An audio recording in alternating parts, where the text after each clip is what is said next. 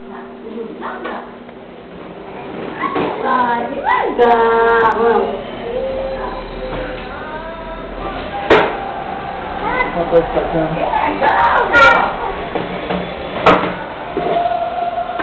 Ah, eu achei que já tá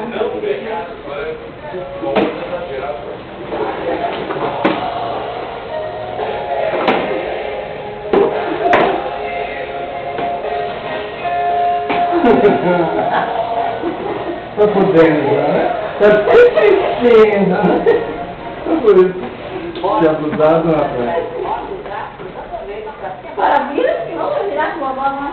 A cidade de Deus parou essa tarde para receber uma grande estrelas. Sim, é. A cantora colombiana Shakira e a apresentadora Xuxa visitaram uma creche.